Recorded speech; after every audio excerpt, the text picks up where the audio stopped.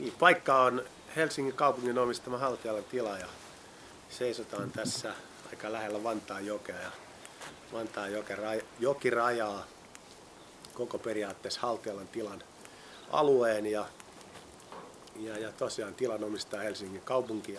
Haltialan tilalla on tällä hetkellä eläimiä sillä lailla, että meillä on lampaita, noita emolampaita, niin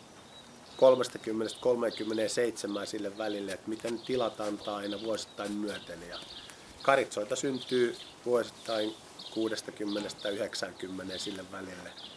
Tärkein aikahan tietysti meillä on se karitsointiaika silloin, kun lampaat lisääntyy. Ja se on sitten sitä ympärivuorokautista oikeastaan valvontaa. Lammas voi karitsoida. Esimerkiksi meillä on tullut parhaimmillaan 6 kappaletta yhdeltä emältä ja siinä sitten riittää duunia.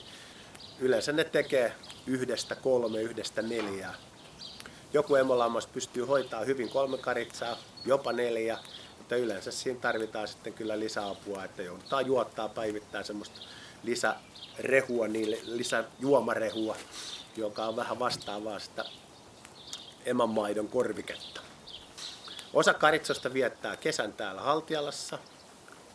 Osa menee semmoisiin hoitotoimiin, lähinnä maisemahoitoon. Pässikaritsat on ollut tuolla Elisaaressa, samoin tuolla Vartiosaaressa, tässä Helsingissä ja nyt ensi kesänä, tai oikeastaan tänä kesänä, niin autetaan vähän Vantaan kaupunkia tuossa ja viedään semmoiselle niittyalueelle hoitamaan niitä noin pässikaritsaksi tänä kesänä sinne. Vähän sitten tarinaa kanoista.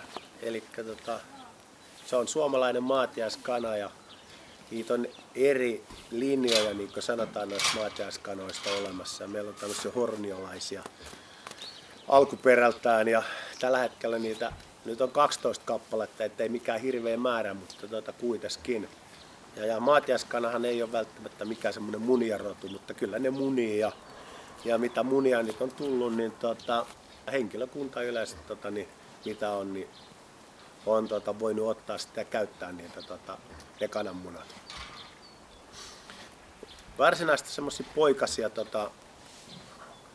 ei niin haudoteta, mutta maatiaiskana on siitä hyvä, että se kyllä hautoo itse. Et meillä on parikin kertaa tuossa nyt niin kesän aikana ja muuta, niin kanat innostunut hautomaan ja sieltä on sitten pikkupoikasia putkahdellut. Ja yksi kalkkuna alkuperä periaatteessa kalkkunalle on Meksikosta. Ja meillä on tällä hetkellä yksi vaan, mutta kaveria haetaan. Voisi vähän niin kuin pörhistellä. On emolehmiä, 3 eri rotua. Ne on kaikki periaatteessa peräisin Skotlannista. Mutta siellä on Highland Cattle, eli ylämaankarja, sitten Aberdeen Angus ja Hereford. Lihakarjan alku on sillä lailla, että 86 meille tuli ensimmäinen Angus. Mä kävin hakemassa sen tuolta Pekkalan kartanosta läheltä Tamperetta. Ja siitä se lähti sitten ja sen jälkeen haettiin Herefordia tuolta Kirkkonummelta ja sieltä ja nyt meillä on kaiken kaikkiaan 19 kappaletta noita tossa.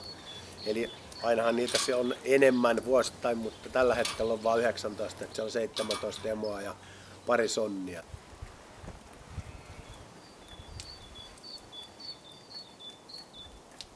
Tervetuloa Haltialaan! Tää on kaikkien helsinkiläisten ikioma lande.